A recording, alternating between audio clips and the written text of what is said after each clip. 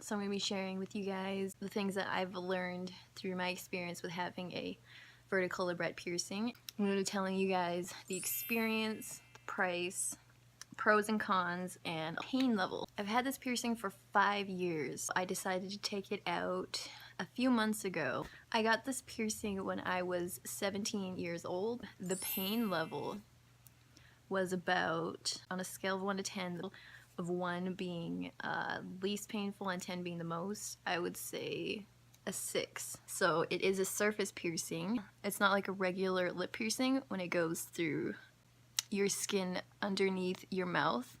This piercing, it goes through your bottom lip. So it starts at your bottom lip at the top and it comes down through your bottom lip. The piercer had a needle starting at the top. He left it in there for like a couple seconds. I could just feel the blood rushing through my lip.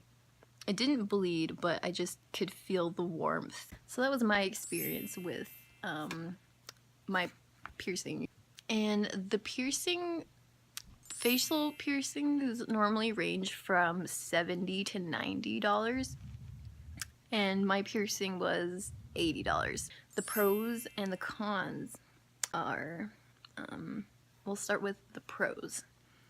The jewelry, obviously it's like so cute. You can also share your jewelry if you have a eyebrow piercing. I loved using spikes at the bottom. That was my go-to. Another thing that is awesome about this piercing is since it is a surface piercing and it's not going through your mouth, you won't have as many worries bacterial-wise and healing-wise.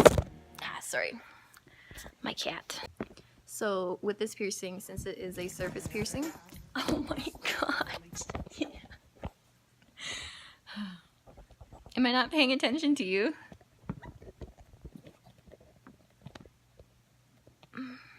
Hi, handsome. So since this is a, oh my goodness. I'm gonna go with the cons for this now. Like, it's gonna be uncomfortable when you eat certain foods, or it's gonna feel strange.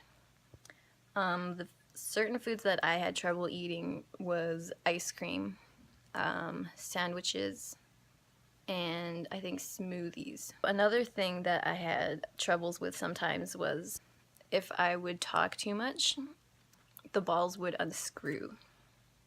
So yeah, be careful with that. The last thing I have for a con is when I had chapped lips or I would use chapstick, it would become dry and sore, kind of bug my lips and the skin around it.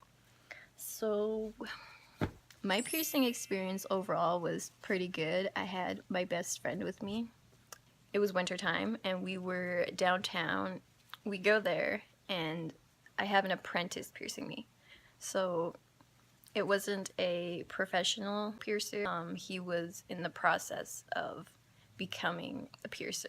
And I kind of make a joke asking if this is his first time doing it. The piercer laughs and he says no, and he's like, this is his second time piercing you.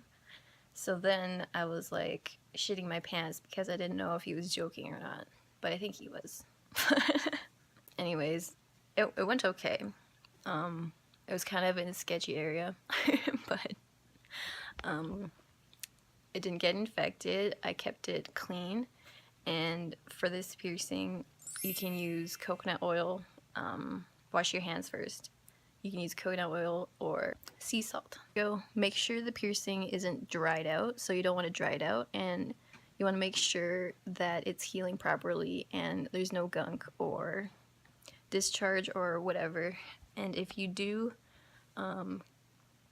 keep the piercing in, you don't want to irritate it by taking it out. Use you can either crush up aspirin or sea salt and then put it on there. Leave the aspirin on there for half an hour and then wash it. You can use chamomile tea if it's inflamed. So the chamomile tea works as an anti-inflammatory and it heals it up. I've had infected piercings too, so normally I did all 3 and it worked wonders. It was healed in like 2 days. Yeah, I will see you guys next time. Bye. My cats are going crazy.